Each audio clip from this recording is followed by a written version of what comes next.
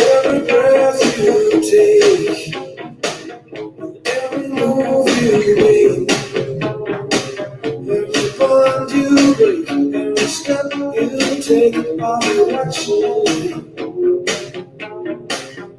every single day, and every word you say, every game you play, every night you stay, I'll be watching you. Oh, can't you see? You belong to me. I'm a poor aches. But every step you take, every move you make, every vow you break, every smile you fake, every claim you stake, I'll be watching you. Since you know I've been lost without a trace, I'm feeling out, I can only see your face. I look around, but it's you I can't replace. I feel so cold and I long for your embrace. I keep crying, baby, baby, please.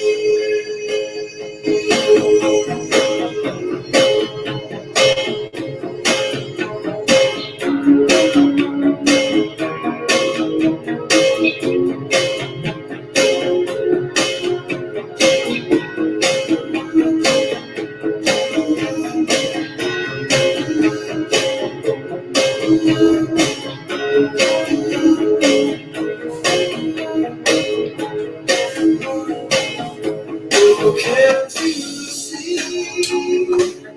You belong to me. I'm a blue lace. Every step you take, every move you make, every vow you break, every smile you fake, every claim you stake, I'll be watching you. Every move you make, every step you take, I'll be watching you.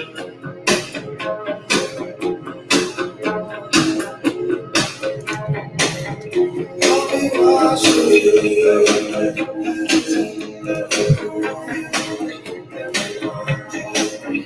I'll be watching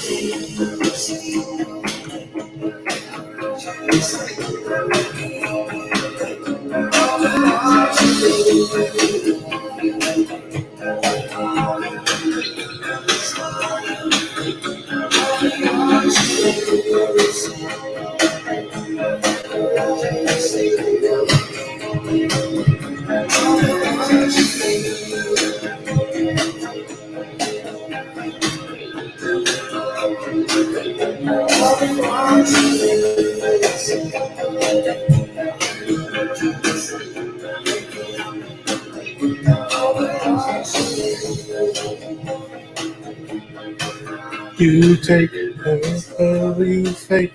I'll be watching you. How fitting. How fitting. Ooh. The only Police that I like. Yeah. I know, we're full, right? I think I don't think you guys get it though. I think you guys need another one. I think you guys need another one. I don't think you get it. I don't think you get it. But you're gonna get it. If you don't get it after this song, we still gotta move on. But I think you're gonna get this.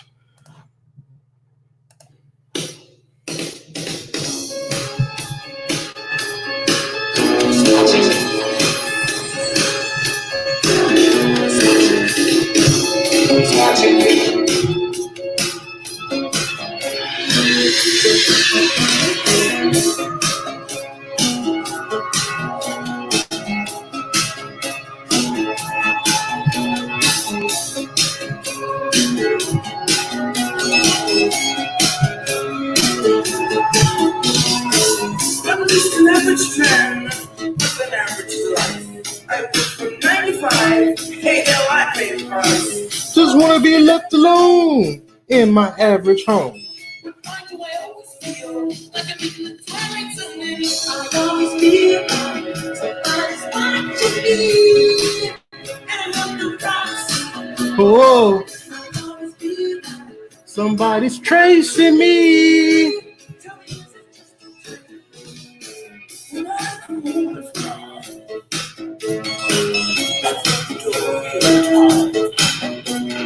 people call me on the phone trying to avoid. People on TV say me, oh, I'm just paranoid. Nigga, you crazy. I'm in the shower, I'm afraid he washed my hair. Cause I'm over my eyes and find someone standing there. People say I'm crazy, just a little touch. But man, their showers remind me of psycho. That's why I always feel like somebody's watching me. And I have no privacy. Oh, I always feel like somebody's watching me. He's playing tricks on me.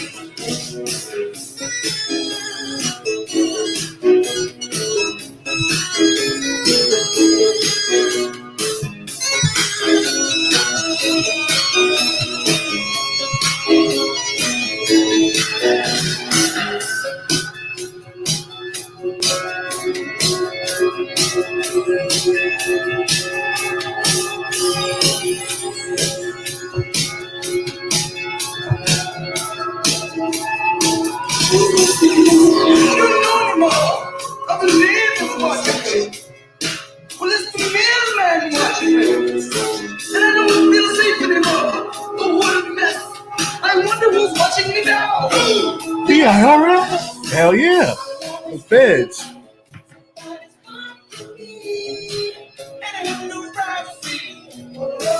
I always feel like somebody's watching me. Tell me, is it just a dream? I always feel like somebody's watching me. And I'm the There you go. I couldn't end it till I heard the Anyway, but this is serious, everyone. So that's why I'm taking the time. That's why I'm taking the time to do it. Hope you guys enjoyed that intro. You guys are here for a reason. As you can see on your screen, let me make it a little bigger. Let me make it a lot bigger. I'm gonna make it real bigger. Okay. So I'm gonna go and get rid of this. So what do we have on the screen here? We have the HR 6666. Now, I don't think this is a stretch, right? I'm about to. Oh, guys, get ready for this. I'm about to tie this into something crazy. And it's so crazy that I just thought of it now. Let me pull up this other article. Because this is about to get really weird real fast. Very fast.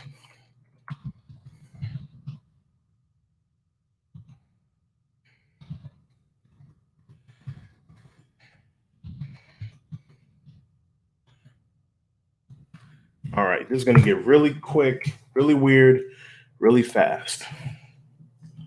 So, what do we have here? HR 6666. This was proposed by Rep. Bobby Rush. Now, a lot of you guys may not know who Bobby Rush is, why he's significant. You know, is this guy just a representative from a Democrat from Illinois? But let's do a quick little history on who Bobby Rush was prior to him being a rep. So we go on good old trusty Wikipedia. You see that on your screen right there. And what we have here is Bobby Rush, U.S. member, U.S. House Representatives member, Illinois' 1st District, assumed office in 1993. He's been in office for a while. He was on the Chicago City Council. Born Bobby Lee Rush, 1946. Democrat, pretty nice education. He was a Black Panther, right? So we'll just read this quick little excerpt here. Why is that messing with my eye? Rush was born on November 23rd, 1946, in Albany, Georgia. After his parents separated when Rush was 7 years old, his mother took him and his siblings to Chicago, Illinois. Shout out to the Child. Joining the Great Migration of African Americans out of the South in the first part of the 20th century. In 1963, Rush dropped out of high school before graduating. He joined the U.S. Army while stationed in Chicago in 1966. He joined the Student Nonviolent Coordinating Committee, which had helped obtain national civil rights legislation passed in 1964 as well as 65. In 1968, he went AWOL from the Army and he co-founded the Illinois chapter of the Black Panther Party. He later finished his service, receiving honorable discharge from the Army. So he went AWOL and still got an honorable discharge from the Army. Interesting. Throughout the 1960s, Rush was involved in civil rights movement, worked with civil disobedience campaigns in southern United States. After co-founding the Illinois chapter of the Black Panther Party in 1968, he served as a defense minister. After Black Panther Fred Hampton was killed in a police raid, Rush said we needed to arm ourselves and referred to the police as pigs. Earlier that same year, Rush had discussed the philosophy of his membership in the Black Panther Party, saying, Black people have been on the defensive all these years. The trend now is not to wait to be attacked. We advocate offensive violence against the power structure after Hampton's death. Rush became acting chairman of the Illinois Black Panther Party. Rush worked in several nonviolent projects that built support of Black Panthers in African American communities, such as coordinating medical clinic he coordinated a medical clinic which offered sickle cell anemia testing on an unprecedented scale. Rush was in prison for 6 months in 1972 on a weapons charge after carrying a pistol into the police station. He then left the Black Panther Party in 1974, who were already in decline. He says, we started glorifying thuggery and drugs, he told People magazine. Rush is deeply religious, born-again Christian, and said, I don't repudiate any of my involvement in the Panther Party. It was part of my maturing. He held a few political positions and currently is a House rep in Illinois. That's who Bobby Rush was. So let's go ahead and you have that primer. Now, with that being said, this is the man's background. So I'm wondering if there's a link here because it said that he have coordinated the largest sickle cell anemia testing effort for African Americans, and he was successful doing it. So I'm going to read this bill, and I'm going to tell you if you notice any similarities, okay? And let's go ahead. And I made it big as possible for you guys, but I think I could make it a little bigger. Let's see here. Zoom. At what point did he receive any education? Good point. Formal education. 1973, Rush earned his bachelor's in general studies with honors from Roosevelt University and master's degree in political science from University of Illinois in Chicago in 1974. So it looks like during his, definitely during the college years, he definitely did his work. He wasn't just a Black Panther, but he was a bit more than that. He completed a degree in theological studies at McCormick Theological Seminary in 1978, and he received the honorary Doctorate of Humanities honoris causa from Illinois Institute of Technology for his outstanding contributions to Chicago. So he's bona fide. He's most definitely bona fide. Can't take that away from him. Now, let's go here. And how do I wonder if it's enter full screen. Okay. I don't know if that's any better, guys, but just bear with me here. All right. Oh, it says we can listen to the page, but I know you guys love my voice. All right. HR 6666. 116th Congress, second session, I presume, to authorize the Secretary of Health and Human Services to award grants to eligible entities to conduct diagnostic testing of COVID-19 and related activities such as contact tracing through mobile health units and as necessary at individuals' residences and for other purposes. Um, I'm gonna just read this. I'm not gonna tell you guys what to think. Come to your own conclusions. I'd love to hear them in the comments or bring you guys on to talk about it. Okay.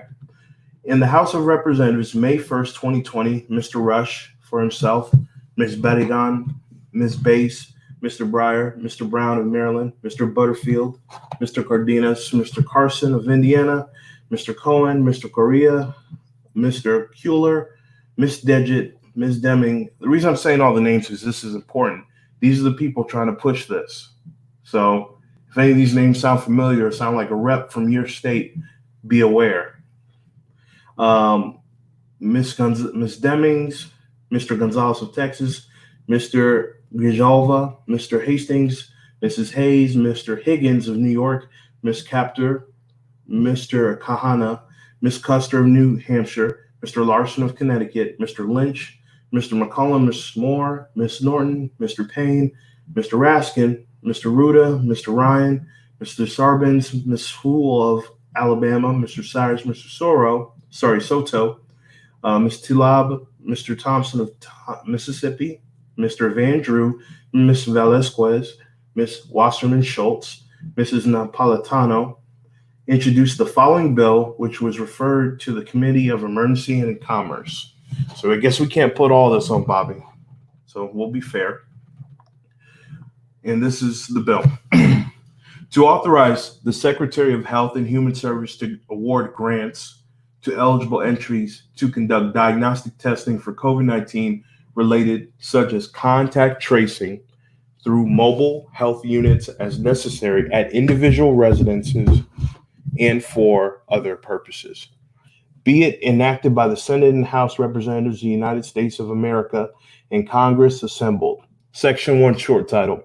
This act may be cited as the COVID-19 testing, reaching, and contacting everyone. The TRACE Act. So clever. COVID-19 testing and contact tracing using mobile health units. In general, the Secretary of Health and Human Services, acting through the Director of the Centers of Disease Control and Prevention, may award grants to eligible entities to conduct diagnostic testing for COVID-19 to trace, monitor the contacts of infected individuals and to support the quarantine of such contacts through mobile health units as necessary, testing individuals and providing individuals with services related to testing and quarantine at their residence. B, permissible uses of funds. A grant recipient under this section may use the grant funds in support of activities described in subsection A to hire, train, compensate, and pay the expenses of individuals and to purchase for personal protective equipment and other supplies. Priority. In selecting grant recipients under this section, the Secretary shall give priority to applicants proposing to conduct activities funded under the section in hotspots or medically underserved communities. Code words, people. Applicants that agree in hiring individuals to carry out activities funded under the section to hire residents of area or community where the activities will primarily occur, with higher priority among applicants described in this paragraph given based on the percentage of individuals to be hired from such area or community. Distribution. In selecting grant recipients under this section, the Secretary shall ensure that grants are distributed across the urban and rural areas. So y'all out in the country ain't even safe. The federal privacy requirements, nothing in this section shall be construed to supersede any federal privacy or confidentiality requirement, including the regulation promulgated under Section 264C of the Health Insurance Portability and Accountability Act of 1966. 110 Statute 2033 and Section 543 of Public Health Services. Definitions. The term eligible entity means a federally qualified health center as defined in Section 1861 of the Social Security Act, a school-based health clinic, a disproportionate share of hospital, academic medical center, a nonprofit organization such as a faith-based organization, institution of higher education, high school, any other type of entity that is determined by the secretary to be eligible for the purposes of this section. The term emergency period has a meaning given to the term in 1135 of Social Security Act. Okay. The term hotspot means geographic area where the rate of infection with the virus that causes COVID-19 exceeds the national average. The term medically underserved community has a meaning given in the term. So like, y'all need to look that up. Okay. Just say it. Shit. The secretary means Secretary of Health Assurances. Authorization of appropriation. To carry out this section, there's authorized to be appropriated $100 billion for fiscal year 2020 and such sums as may be necessary for each of the fiscal year 2021 and any subsequent fiscal year during which the emergency period continues. Short and sweet. What a bill, right?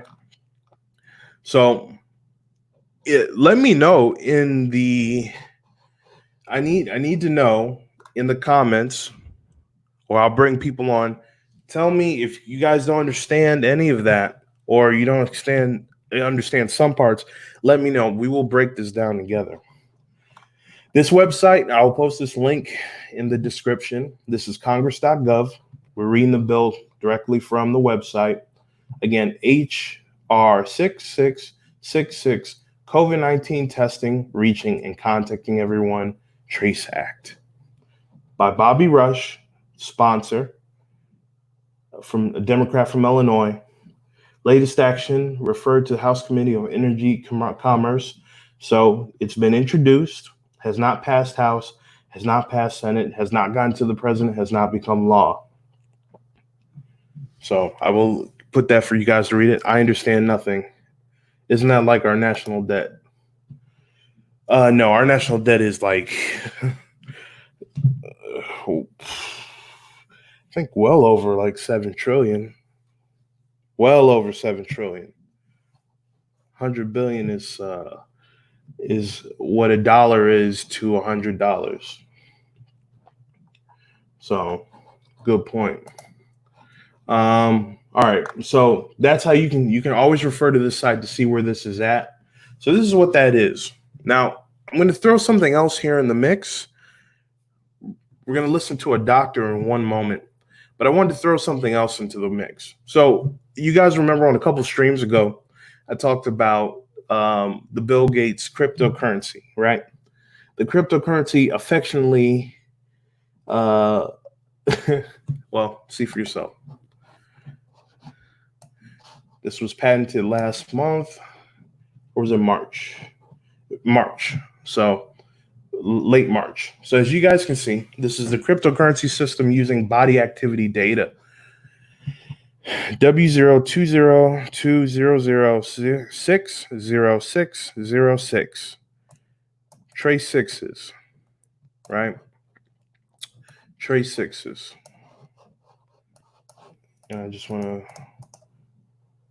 I should be able to exit full screen. All right. So that's important to kind of notate. So you have HR 6666 here. You've got cryptocurrency system 60606. So you're seeing the 666 here a lot, kind of in a lot of things that we're seeing here. So it's just something to be aware of.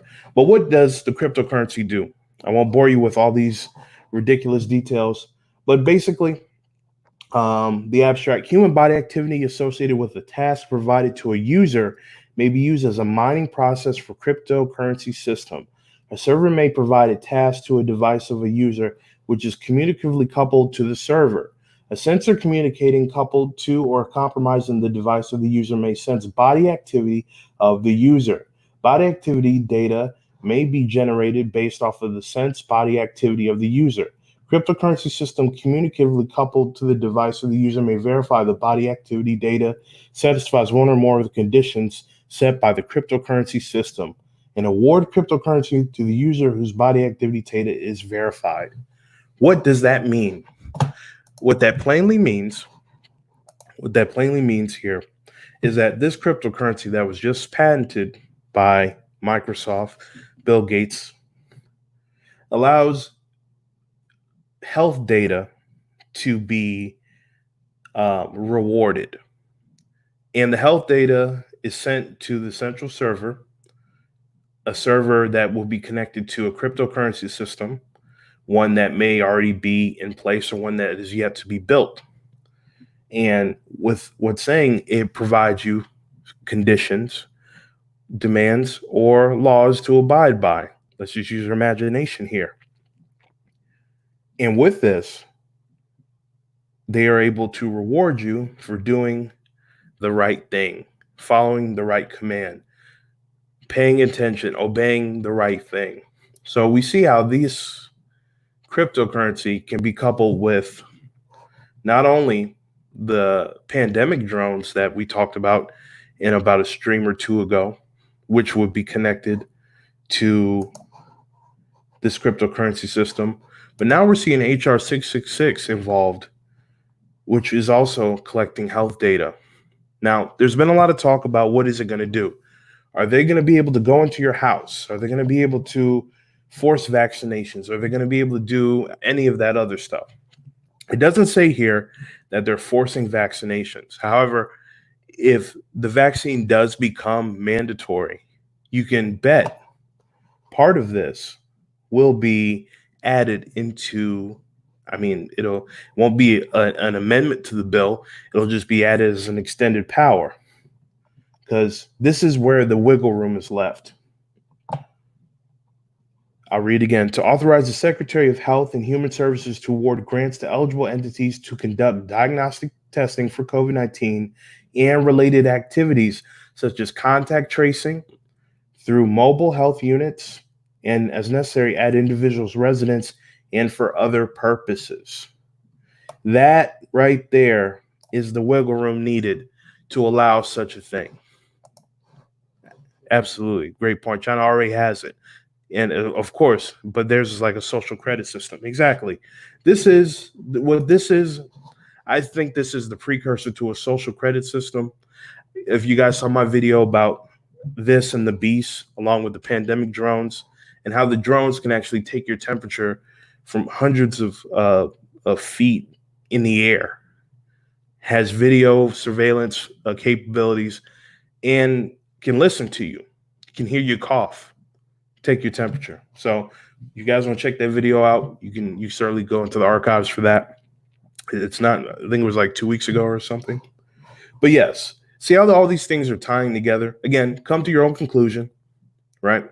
But I tied 5G to the pandemic drones, because pandemic drones on a scale that we're talking would only be put possible by implementing a 5G network.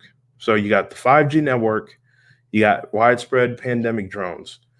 The pandemic drones are taking health data from an aerial point of view. You get people associated with this cryptocurrency that tracks body activity and data. So if you got the drone saying, you know what, let's fly over, let's see if Joseph is social distancing. The drone sees you're not social distancing, you get a little beep on your phone saying, hey, you're not social distancing, you're not paying attention, you're not following the rules. Instead of rewarding you, we're going to keep you from getting rewarded, whether it's likely monetarily. Cryptocurrency is money. So let's say we go to a cashless society, right? And everybody's going to pay via cryptocurrency, a state-backed cryptocurrency. If you're not following the rules, the drone's going to know. Not only is the drone going to know, this is a precursor. The mobile health unit is going to be notified by the drone. The mobile health unit is going to be notified by the drone. It'll be cooperated with the cryptocurrency and the health data, which could very well be in a chip, right? So not only are you going to get in trouble, not only are you being surveillanced, but there's the potential that a mobile health unit will pull up to your house, pull up to you, and question you about your activities. We already know people are getting disappeared, and there's legislation that people can be held indefinitely during pandemic. I'll try to find that bill for you that Trump signed into law that states that. So when you keep them separate, they're like, damn, and you forget about it. But when you have someone that strings them together chronologically, it starts painting a tapestry, very different picture. So right now, as this is currently written, the wiggle room to do all those other different things, maybe to implement those mandatory vaccines, all lie in 3 words at the end, or 4 words, and for other purposes. This has unlimited expanded legal language. If this wasn't in here and it was just this, people would feel a lot better. People would feel a lot more comfortable. But these 4 words can literally mean anything. And that's why it's so important to read, everyone. Now, a mobile health unit. What is a mobile health unit? Do you think it's going to be a doctor? Do you think it's going to be the police? Is it going to be a whole new unit of uh, of doctors with or nurses or medical professionals with the ability to detain you? Are medical and security going to become one at some point? Let's see if we can find what a mobile health unit potentially looks like. Mobile health unit vehicle images.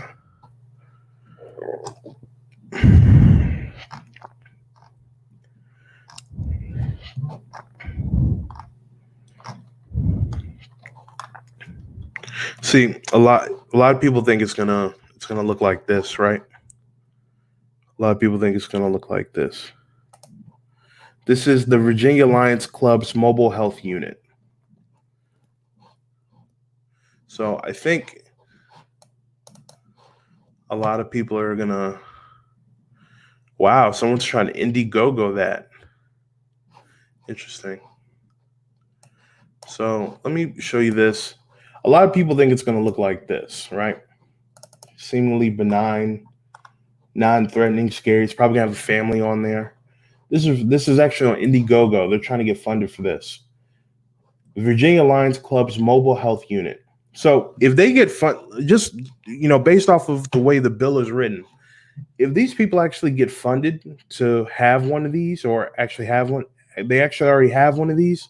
These are one of the entities, as stated in the bill, that can get the subsidy, that can get the money from this bill. Because what does it say? Awards grants to eligible entities. So this would actually be considered an eligible entity per the language here. Again, permissible use of funds. Hire, train, compensate, pay the expenses of individuals. Blah, blah, blah.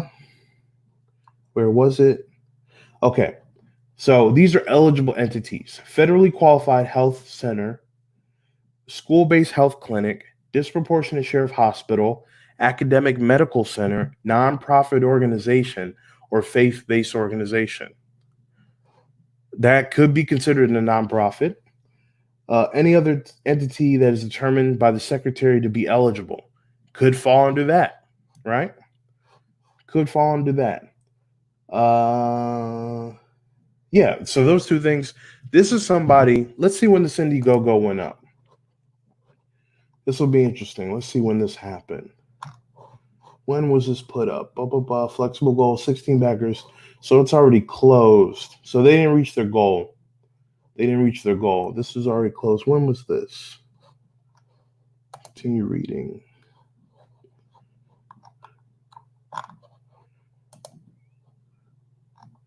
It doesn't necessarily show when this was started, but this is interesting, right? Now, it could look like that, right? It very well could. Could look like any of these, right? Could look like this medical treatment unit. Could look like that. Could look like a lot of these things. Let's see. Do I think it's going to be one of these?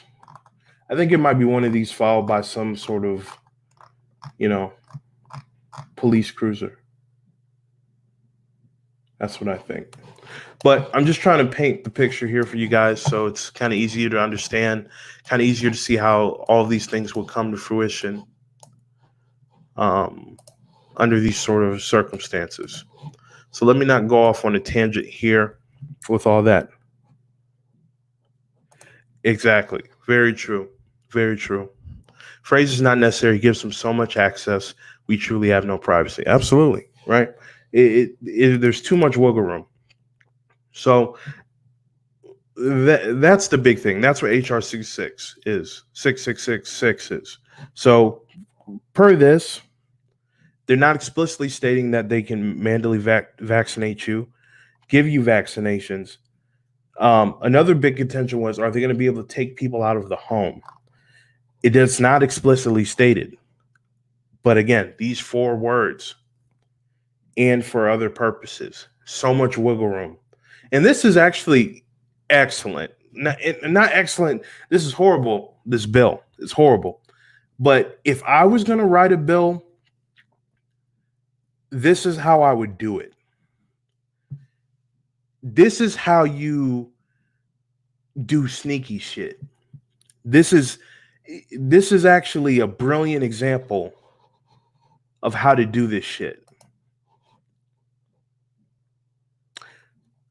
All of this means not. The only important parts in this, Secretary of State authors a grant for COVID testing and and contact tracing, creating mobile health units, going to your residence, and anything else that we want. That's the layman way of reading that. Now, a lot of people are like, what is contact tracing? So let's look that up because that could be very important. What is contact tracing? And why is it such a big deal?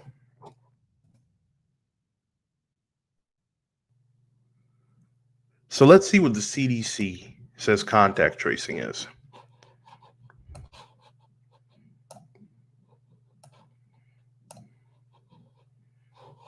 Okay. Contact tracing, part of a multi-pronged approach to fight the COVID-19 pandemic. Highlights the basic principles of contact tracing to stop COVID-19. Detailed guidelines by the State Department, Health Department, and potential contact tracers is forthcoming. Contact tracing is a core disease control measure employed by local and state health department personnel for decades.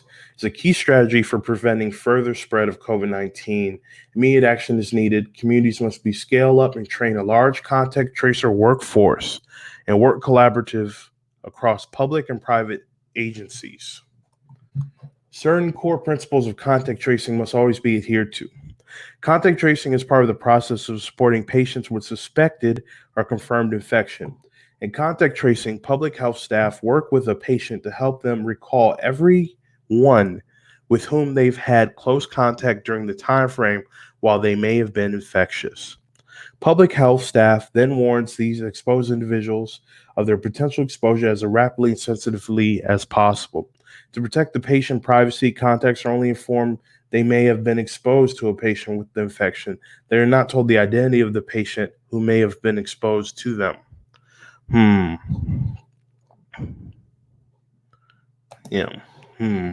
The contacts are provided with education, information, and support to understand their risk and when they should do and separate themselves from others who are not exposed, monitor themselves for illness and the possibility that could spread the infection of others, even if they do not feel ill.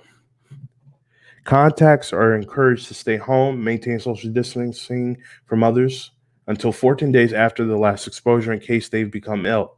They should monitor themselves by checking their temperature twice daily, watching for cough or shortness of breath.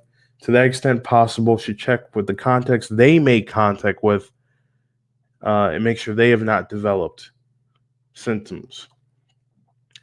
So, if any of you guys ever played the game 6 Degrees of Separation, the premise of that game is to link one person to another person that's seemingly unrelated by the people that they have been in contact with. So, this is one huge game of 6 degrees of separation. And yeah, let's see here. Contact tracing is a specialized skill. To be done effectively, it requires people with the training, supervision, and access to social and medical support for patients and contacts. Requisite knowledge and skills for contact tracers include, but are not limited to, understanding of patient confidentiality, understanding the medical terms and principles of exposure infection, basic skills of crisis counseling, ability to confidentially refer patients, excellent sensitive interpersonal skills, resourcefulness in locating patients and contacts who may be difficult to reach or reluctant to engage in conversation. Mobile health unit, right? Understanding when and to refer individuals or situations to medical, social, or supervisory resources. Medical, social, or supervisory resources. Sounds like that medical unit, don't it? Cultural competency appropriate for local communities. So, what does that mean? It means quite a bit. But see, we needed to understand what contact tracing was to have a better and more whole total appreciation. So, with everything that contact tracing is that we just went over, they're paying people to become contact tracers. They're paying medical providers. So, if you're trying to, there's always a money making opportunity here. If you want to start a business in the hood or in the community, just start anywhere you live, right? That is ethnically divided. It would behoove you to start a business or become an entity that can get some of this money and these grants.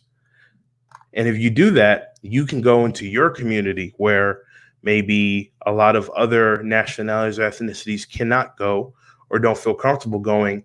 You can get some of this government money if this passes and start testing people. But I don't know. With that contact tracing, didn't that sound almost like a bounty hunter? Sounded like a bounty hunter to me, right? Resourcefulness in locating patients and contacts who may be difficult to reach or reluctant to engage in conversation. That sounds like a bounty hunter. But anyway, you see that. So you see how we're tying all this stuff together. But this was really important.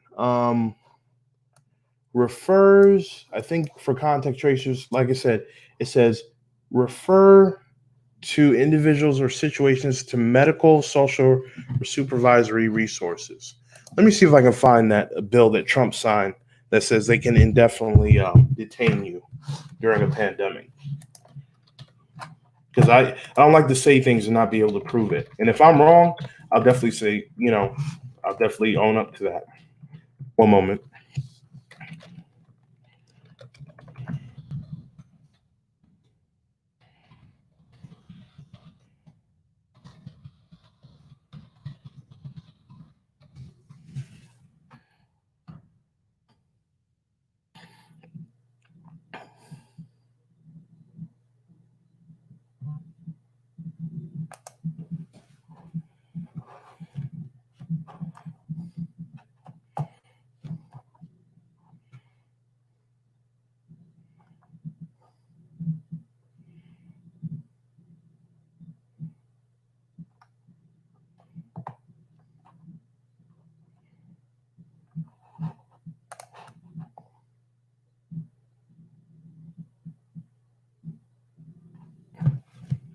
Okay, so here's something.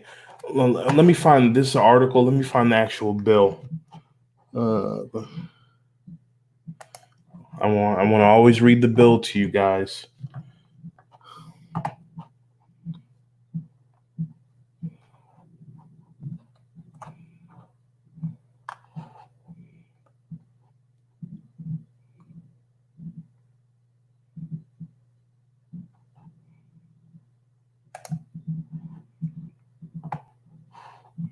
Always want to read the bill. Because that's how you know it's not bullshit.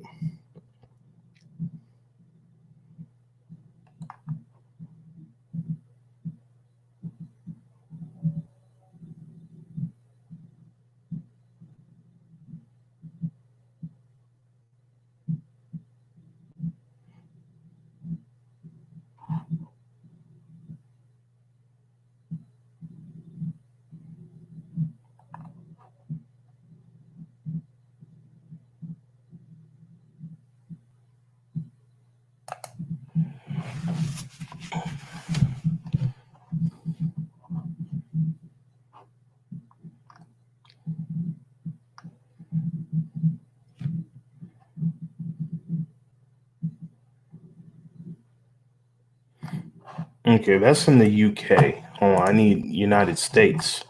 That's what I need. I don't need bills about UK. If they're doing it in the UK, that's horrible, but I need to know about us.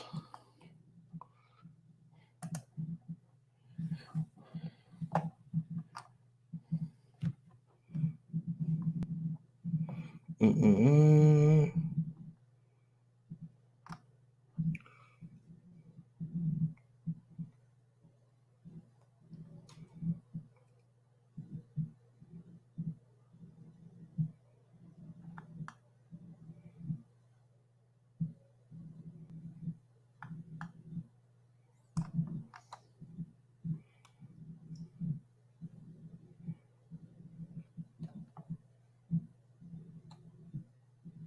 Oh shit. Okay. Yeah. Shit. All right. So here we go. Damn. Okay. Well, I was hoping that wasn't true, guys, but yeah. Here we go. All right.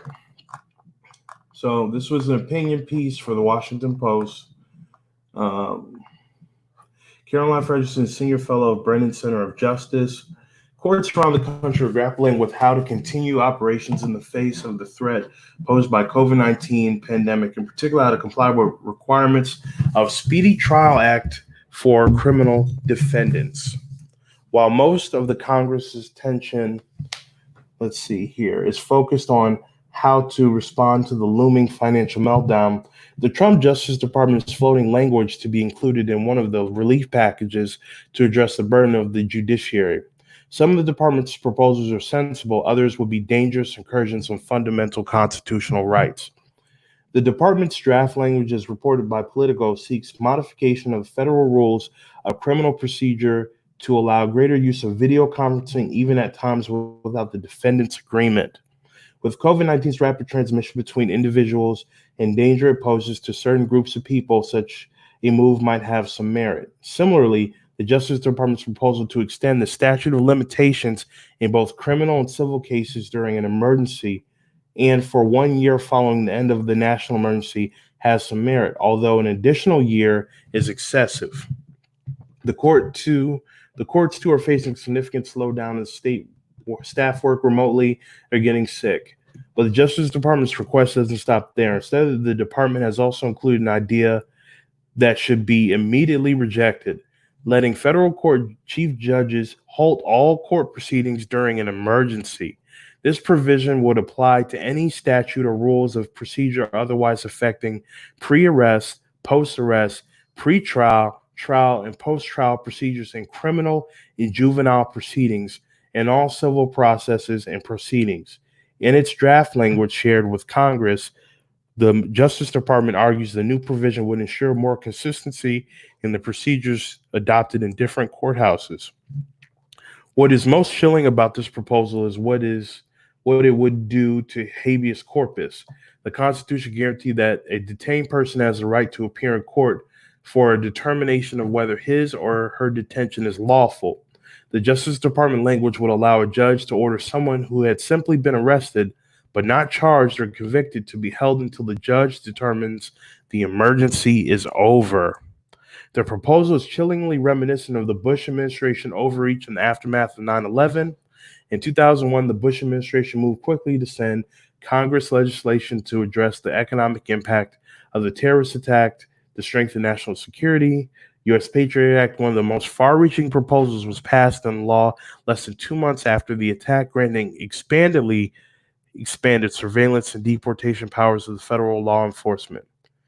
Um, American Civil Liberties Union and others challenged that provision, arguing that it was unconstitutional to allow indefinite detention of individuals arrested and not charged with a terrorism offense if they had immigration status violation, like overstaying a visa, but cannot return to their home country. So this was just an example of something that was similarly done in the past. Now, Trump's Justice Department seizing on the pandemic as an excuse to push for a major rollback in civil liberties. President Trump has shown an admiration for autocrats around the world, from Russia's Vladimir Putin to Turkey's Recep Tayyip Erdogan. Is a classic move of such leaders to use a crisis to advance policies that have long supported. They have long supported. Indeed, Trump has already instituted tighter border restriction because of COVID-19 and further limited asylum. Even if Congress does not agree with the new detention policy, Trump is endowed as president with authorities he can now use that must be closely scrutinized. Even a president admired for his leadership during crisis, Franklin Delano Roosevelt ordered people of Japanese ancestry on the West Coast to be put in internment camps. After 9/11, Congress gave Bush administration almost everything it asked for, resulting in a flawed legislation with vast civil liberty violations. We must demand Congress not forget those lessons.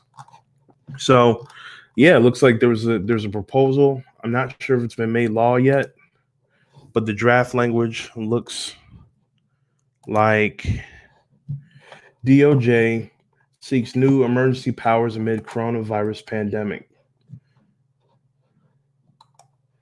So the big issue there is detaining people indefinitely, pre-post trial, without actual conviction during a pandemic or an emergency situation.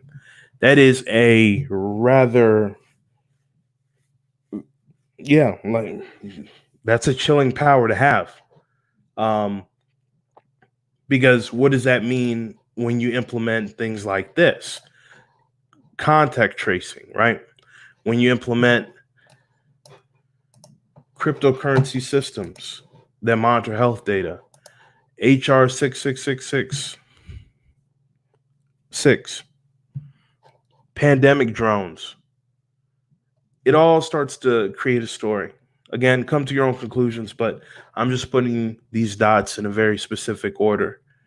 Feel free to change them. So, in a nutshell, that is HR 6666. And part of this is, what can we do about it? Okay. So, I'm going to go ahead and let the good doctor who allowed us to go ahead and repost this video.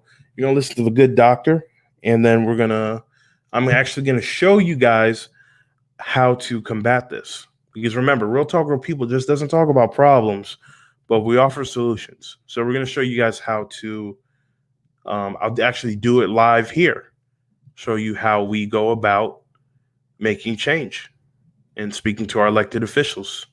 So stand by for that. I'm going to play this for you guys right now, and then we'll go do that.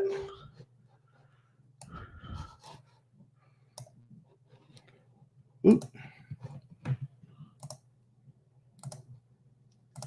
This is Dr. Buttar, and we're going to go ahead and listen to him real quick.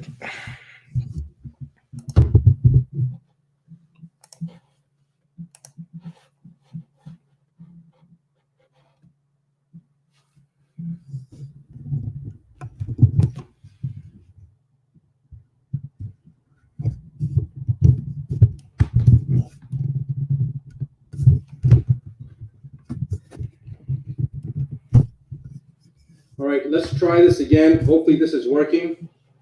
I don't know exactly what happened, but regardless, somebody tell me if I've got a sound. Somebody can tell me. Anybody, just post something. Yeah, can you go to advancedmedicine.com and you'll see the live stream coming through there, and you should be able to see if people are saying that it's coming through just on the homepage, advancedmedicine.com. If I've got confirmation, as soon as I have confirmation that you guys can hear me, we're going to go ahead and I'm going to tell you this. This is something that wasn't planned.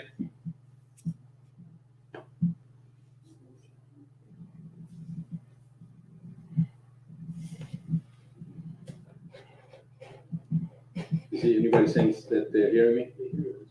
They hear me Instagram? Well, Instagram will, but they get live stream? Got it? Good. Okay, perfect. So everybody can hear me. Thank you guys for tuning in. You guys got to let everybody know this message that I'm about to give you, because this is something that I just found out. It's beyond belief. This is regarding a House resolution that was initiated on May 1st of this year, like 4, 5, 6 days. Well, I don't even know what date it is right now, but it was May 1st, introduced into the U.S. Congress. It's a House Resolution 6666. That is not an exaggeration. I have no idea how this works, but this is what the actual House resolution number is, 6666. And I'm going to read you what that House resolution is. Please make sure that you pass this on to every single person that you know. I don't care whether you're in the United States or not, you got to get this information out. House Rule 66 or House Resolution 6666 is for COVID-19 testing, reaching, and contacting everyone Act. The acronym is TRACE Act. Again, TRACE Act stands for testing, reaching, and contacting everyone. It was introduced by Bobby Rush, who is a Democrat from the state of Illinois. And they have introduced this bill into the House, and they're going to roll this out from a testing standpoint in Ventura County, California, which happens to be where I'm at right now.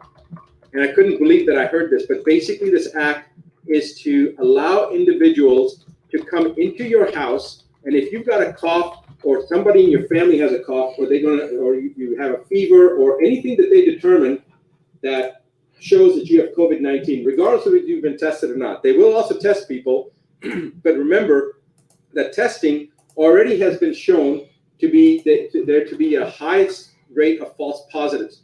False positives meaning you don't have COVID-19, but the test shows it's false positive. It's showing up as positive, so they call it a false positive.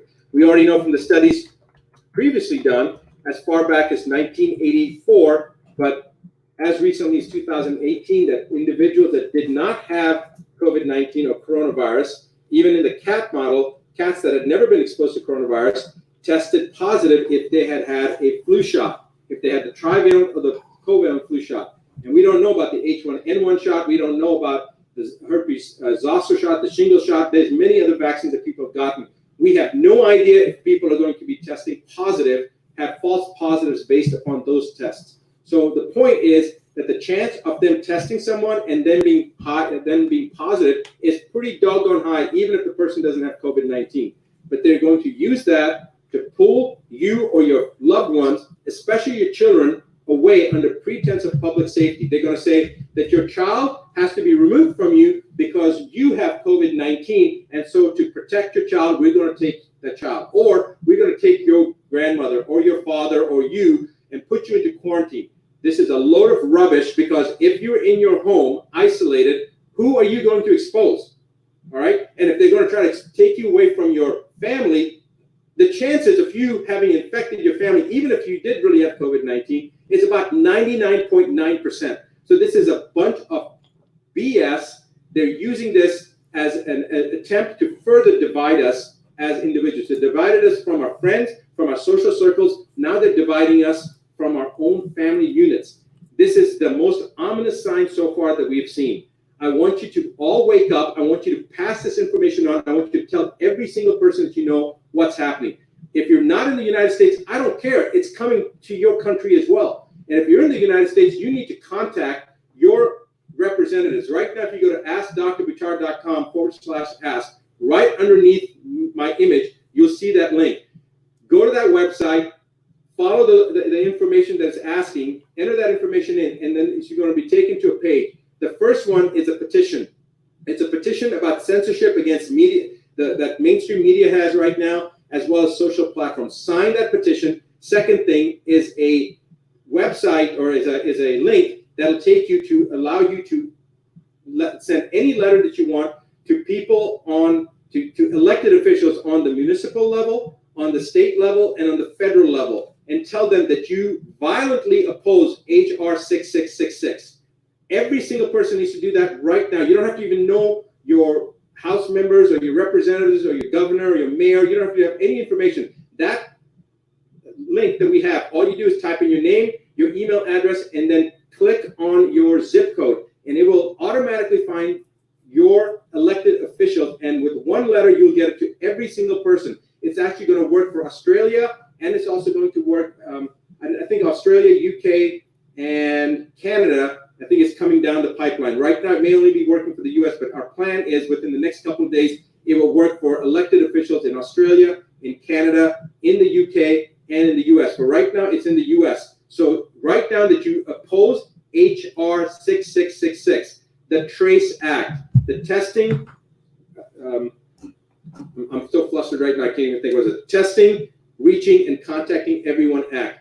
I want to now read you a quote from a Supreme Court justice. And remember this, James Agler Fee said, the privilege against self-incrimination, which is basically to ensure your freedom, and we're talking about the exact same thing here, to ensure your freedom, is neither accorded to the passive resistant, nor the person who is ignorant of his rights, nor to one indifferent thereto. It is a fighting clause. Its benefits can be retained only by sustained combat. It cannot be retained by attorney or solicitor.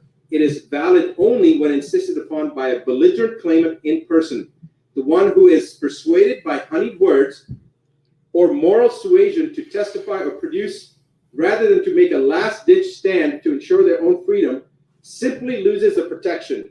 He must refuse to answer or produce, and against all odds. Now, it goes on. You guys can look up the quote yourself. Judge James Agler Fee, a Supreme Court Justice. I want you to remember that this is how it all begins. Do not sit still. Let everyone in your social network know. Pass this on, pay it forward, because tomorrow it could be your family, in your county, in your state, this is going to happen.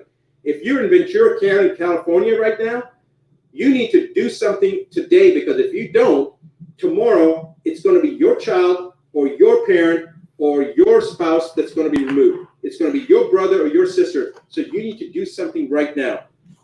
I will be back this coming Monday, like I am every Monday evening, New York time, 8:15 p.m. Central, 8:15 p.m. New York time to do my regular live broadcast. So guys, join me, and I'll see you then. It is time to wake up. It certainly is. Do what needs to be done. Okay. All right, doctor. You heard Mr. Buttar, right? So, seems like a pretty trustworthy guy. So, yeah, there's that. So, let me go ahead and show you guys how to make some effective change, right? So, as you heard in that, he talked about a website. So, I signed up already. Well, you don't have to sign up. You just got to fill out a quick little thing, just your name and your email.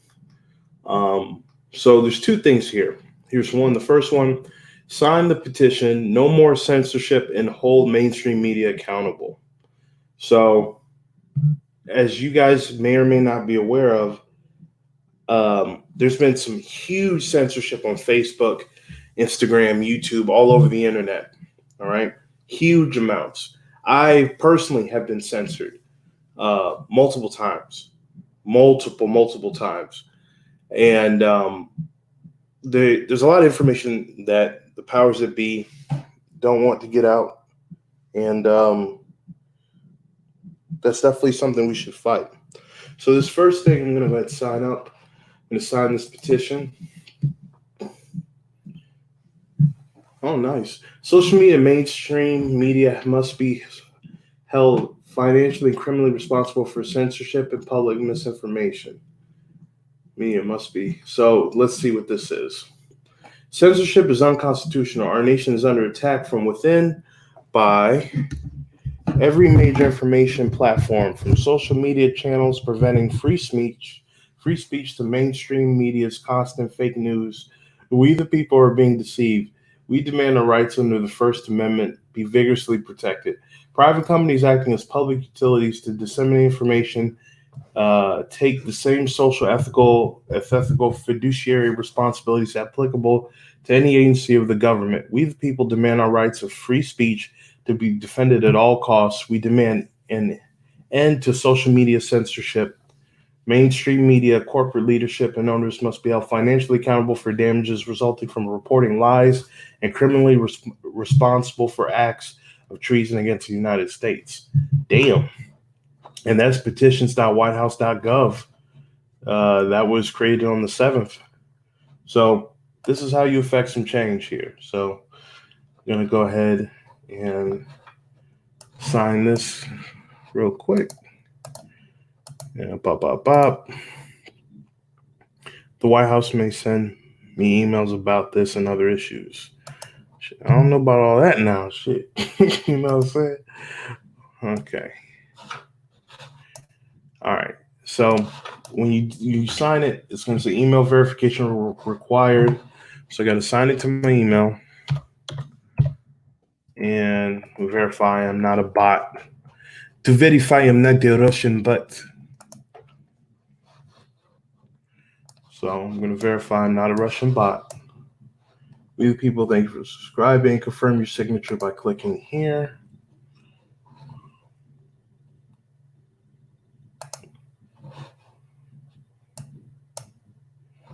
Excellent. You successfully signed the petition below. Your signature has been verified and counted, right?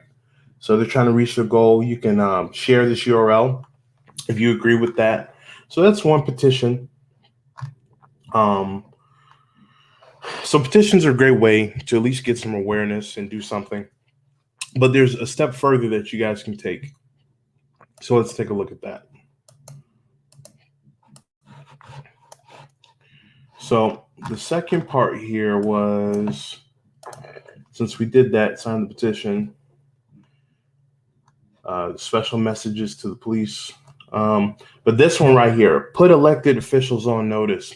Send this notice of non-consent to say no to the Big Brother bill, HR 6666, and preserve your rights. So this is a 2-minute instant action. Send this notice to your elected reps. Do you consent to losing your rights? And then let them know we don't. We've pre-written a powerful message with facts, questions, and other unalienable rights. We invoke their oath of duty and care of liability. So send this. So let's go ahead and fill this out real quick. Because I read the bill to you guys, and I do not agree with the verbiage of the bill, right? We do not agree.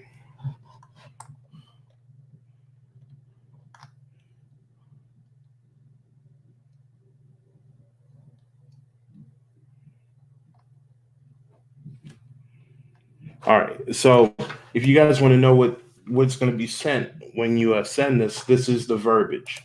This is it. Dear, and it's going to automatically generate whoever your elected official's name is. There's an algorithm that shows, you just put in your name and your zip code, and it'll show you who your elected official is. So it'll automatically generate, dear, blah, blah, blah.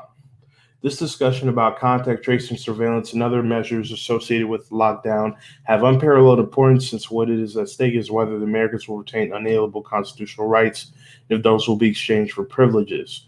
Various unprecedented pandemic measures are being discussed and implemented by federal, state, and local bill. So this will be sent directly to your rep, your state rep. And then here it says, let's see here. It goes about the federal egregious practices. Will you uphold the U.S. Constitution and support Chief Justice John Marshall's decree that any law in opposition to the Constitutions are repugnant and null and void, as per the U.S. Supreme Court Marbury versus Madison, decided on February 24th, 1803. Second, it is my understanding it's correct the U.S. Constitution is still active and valid, and that I have the ability to seek legal and lawful remedy for which causes me harm. So this basically puts the onus on your state rep, and these state reps, they're put in position and power for a reason. They are there to go ahead and make sure that our whims and our desires are represented in Washington. Notice of non-consent. Let it be known throughout all jurisdiction dimensions that I do not consent to being harmed by any imposition of quarantine, restriction on my constitutional right, assembly, work, travel, or speak or do commerce. I do not consent to being told to live in fear, nor made to wear a mask, nor being mandated any allowable proximity to others, nor being subject to contact tracing. I do not consent to any other offer of forced medical experimentation or testing, nor forced medical procedure, vaccine, substance delivered by air, water, other means without knowledge and consent, nor exposure to radiation on deployments of 4G, 5G, wireless infrastructure, nor being tracked by any technology or biometric device. They got it down. There's like everything in this. You may just want to copy this and post it to your Facebook, your Instagram as well. This is covering it all. This is wonderful. This right here, in the first three, they're already covering most of the bases here. Wow. Accept your oath of office as your sworn statement, which compels you to uphold the constitutional against all enemies, foreign and domestic, to protect my rights and exhibit a duty of care and respond appropriately when informed of harm taking place. I surely hope that you perceive the gravity of this present situation and that you choose to be on the right side of this matter, the side in which constitutional rights are defended and we have a chance to life, liberty, and pursuit of happiness. Thank you for reading this notice sent to you in good faith and without ill intent. The law helps the vigilant before those who sleep on their rights. And he who would make his own liberty secure must guard even his enemy from oppression. For if he violates this duty, he establishes a precedent that will reach to himself. And then it puts your name and your address. Man, that's good. Ain't that good? Wow, that's really good. That is really, really good. That is a hell of a letter. That is a hell of a letter. I'm going to copy and paste that. I'm going to copy that. That's legit as fuck. I can't even lie. All right, so let's do this shit. Let's do it. So I'm going to go ahead and put my name. I agree to that. Always read what you're putting your name on. Yes, keep me posted on weekly strategic updates about this campaign and movements. About 49,000 people have sent this letter and have taken action. About 19% of what we want. Okay. So I put in my info, right?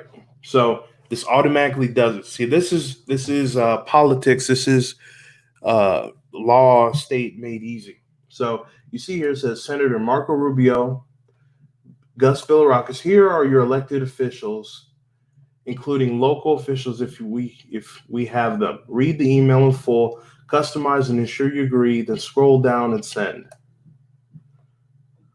So this letter is getting sent to Marco Rubio, Gus Bilirakis, Tom Lee, Rick Scott, Randall Maggard, I don't know who that is, and Ron DeSantis. Email, click here to expand email. Right. So it's going to say, Dear Marco Rubio, Dear Gus Bilirakis, Dear Ron DeSantis, Dear Rick Scott, discussion about blah, blah, blah, everything that we read, sincerely, and it'll put my name, right? So I can edit this too. Like I said, it's not just this.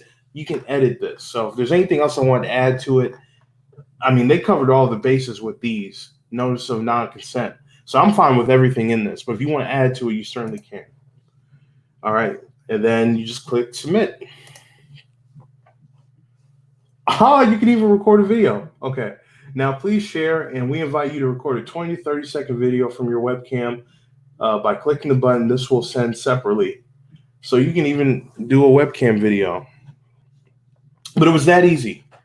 That is a non-consent, and that is how you contact your elected officials. Now, this website made it easy because that's that one particular thing.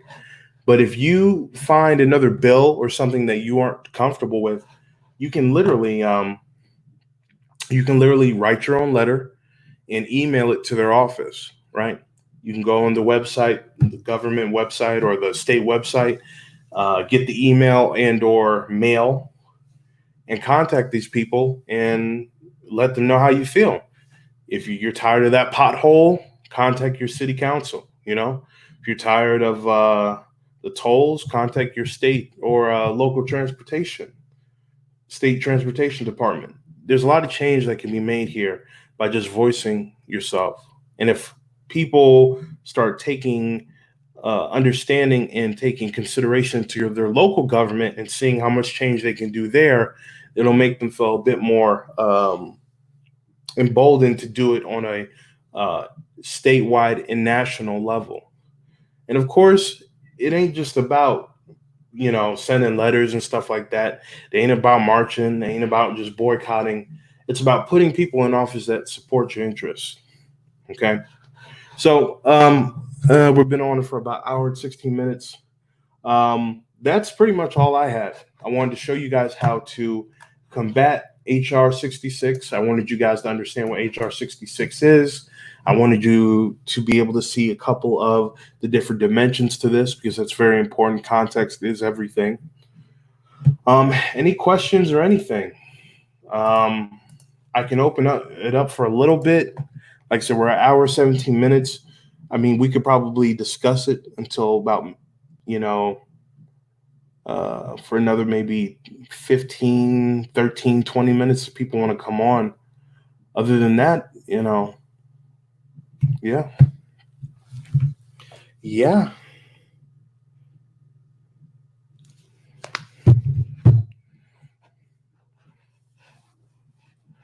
I think all you guys are good, right?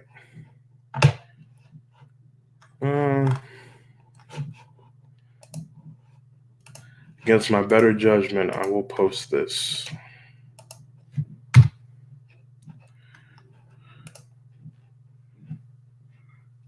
So the link if you want to join the stream and discuss this. But that was good. Hour and 17 minutes. I think that got to the heart of everything. I feel confident about that. I think that was a good presentation.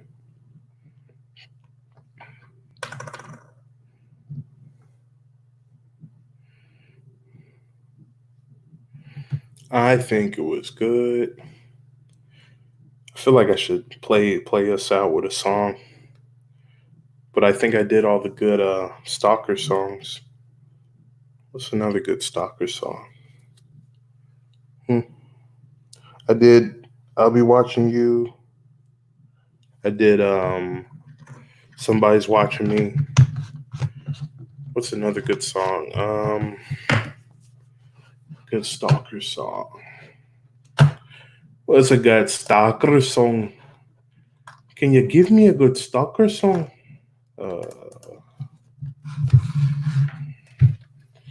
Stalker song. Let me see Stalker song.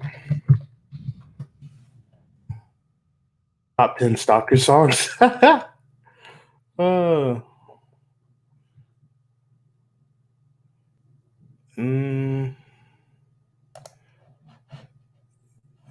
me see here. A good Stalker song. I feel like there's a good one. Let me see here. YouTube has never failed me. What's that go like? Picks for the top 10 stalker songs. Or not, and those that hinted at obsessive behavior or unwanted attention. Maybe that's just not a see his sweet. At the bottom, I sent 2 letters back in autumn. You must not have got them. An ode to the dark side of fame. Stan take attempts to connect with. You'll find love. I know the song. I know how we're gonna play it out. I hate to do my girl like this.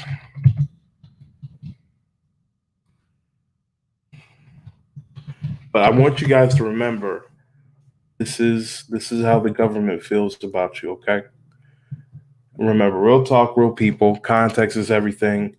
Thank you for joining the stream. Don't forget to like, comment, share, and subscribe. We're here. We're putting news. We're breaking it down for all of you. You are informed. And we are going to play it out with this. You don't have to leave.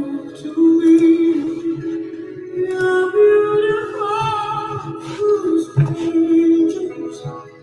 I got happiness of my own, of my own.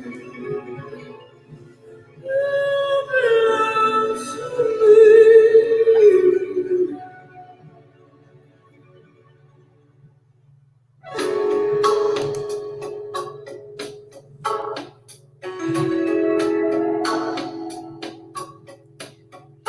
Why you tell me this? Were you looking for my reaction? What do you need to know? Don't you know I'll always be the girl you do not have to leave? You're beautiful strangers.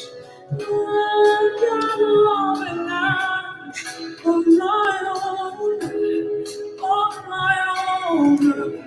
I can't tell.